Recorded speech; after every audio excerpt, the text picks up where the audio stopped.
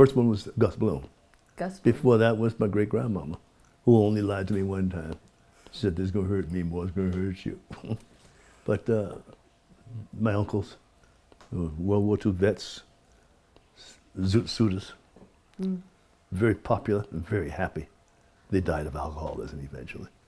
Then the Chappelles from the First Baptist Church of Coney Island.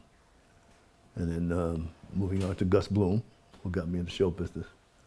What can you lose? Go tell you go try it. Then, of course, Estelle Hemsley, all those people that played in that play with me and Think a Giant stuff, they were all my mentors. The John Sticks, the Lou Petersons, all those great actors, Peggy Fury, and all those people.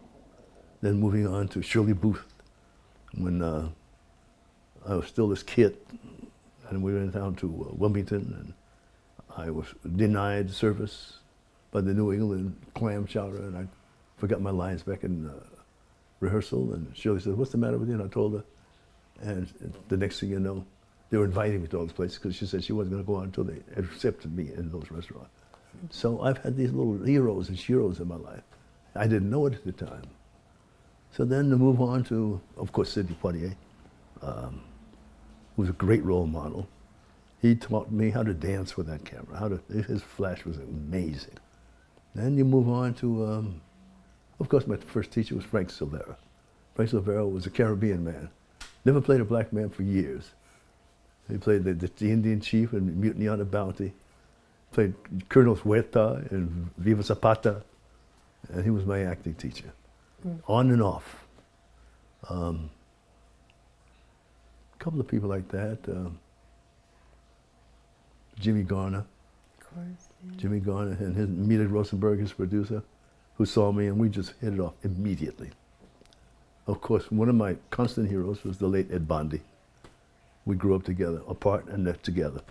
He created his own agency, the William Morris Agency, which is how I got here in the first place. Knock wood, I've had some people, as you ask, some very special people in my life. Yeah. Then I have a son, and I have an adopted son and all that. But the person in my life is my grandson now. You see pictures of me and him when he was first born. He just left this morning to go to camp. Something involuntarily happens with me and him. Getting ready to be a 7-year-old boy. It's unspoken. So maybe, as my recommendation to anybody, there's got to be somebody in your life that can get inside that door without you trying to close it, that helps you to sustain that feeling. That young boy, 7-year-old, helps me sustain a feeling that I guess I used to sit on for a while. But if you get to a person and you can't sit on them, that's the person you got to keep in your life.